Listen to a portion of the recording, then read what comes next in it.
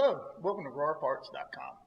Today we'll be going over how to change the gear lube in your Rawrr mantis. This will work in both 60 and 72 volt machines.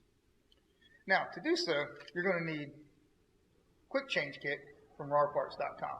And in this kit you'll receive a 100 milliliters of GL-4 gear lube, as well as a new crush washer for your drain plug. Rawrr does recommend that you change the gear lube every 600 miles in this machine. Well, let's get started.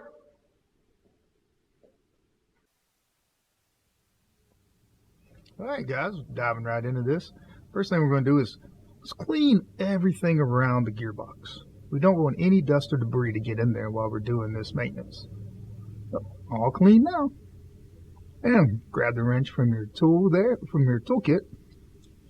Start taking that top plug out.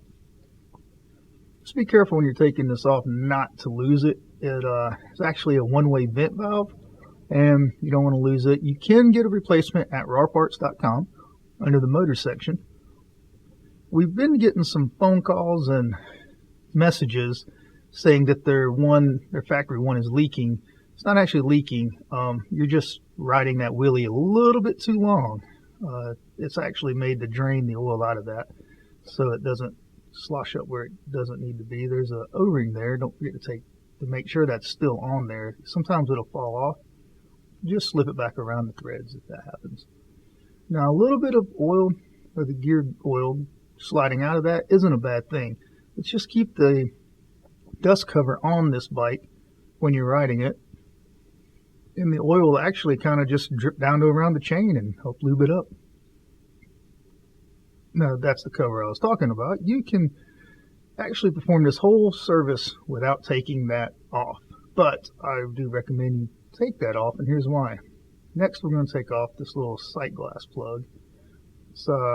This will be your full level when you're redoing it.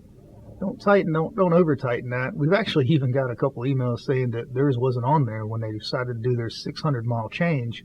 You may want to go ahead and just take a peek at that if you got a new Rawrr mantis, just to make sure it didn't rattle off. You're going to want to tighten it back real tight, but don't break it. There's also an O-ring in there. Make sure it did not fall out like the other one. Alright, let's go underneath. You can go ahead and loosen the bottom one. I'm using the wrench from my kit here just to show you that you have all the parts you need, all the tools you need for this rather. And when that comes off, there's going to be a copper crush washer underneath there. You're going to want to replace that with the new one that comes in your kit, also at Rawrrparts.com under motor assembly or gear lube section. There's the kit. It also has a magnet at the end of that bolt. Go ahead and check that. If you're getting a lot of metal shavings in there, you may want to double check your gear lube or make sure you have enough in there. Here's the kit. You can go ahead and pull the pin. Just pull that pin out first so it didn't get smashed in shipping. And pull the nipple off the front of there. We do not ship FedEx, if you notice, guys. We only use United States Postal Service. Not sure about your FedEx guy, but I'm convinced mine is the Easter Bunny, and he just hides stuff all around my yard. There's that copper crush washer. Gonna cut that off. Make sure you don't just try to yank it. You don't want to bend that. Out with the old, and let's go right back in with the new. Better shot of the copper washer there. Make sure it's all done dripping out. Let's just walk away for a few minutes and let all the oil come out of the bottom of the gearbox. And start putting it back in.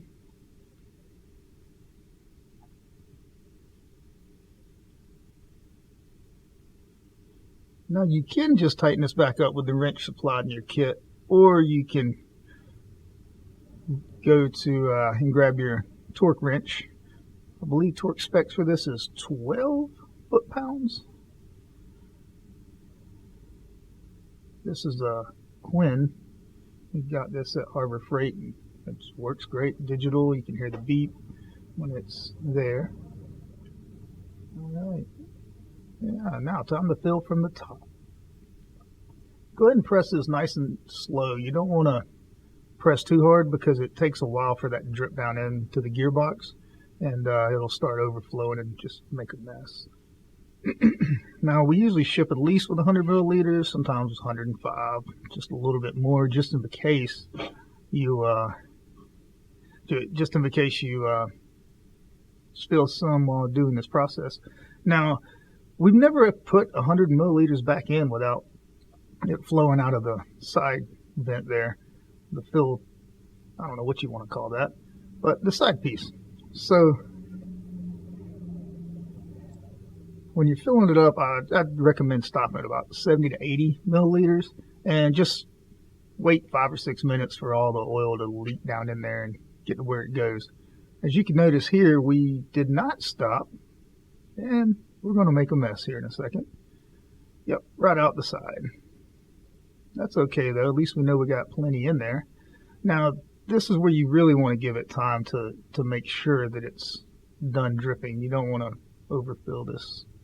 It'll still flow out of the top vent, but it just makes a mess. So grab those shop rags you got. Let it drain. So if you're doing this process, you probably already have several hundred miles on your Rawrr mantis. Feel free to just call us and tell us how much you like the bike. We know we sure do like ours, and the customers that come in, we've really been enjoying them. They're just, built to last. We haven't really had a lot of parts wear out on them. Usually after the first oil change we do, some people go ahead and get a new rear tire put on. We also sell those at Rawrrparts.com, as we sell every single piece of this bike at Rawrrparts.com. So you guys go out there and play and have a good time, and know that we got you covered when it comes to parts.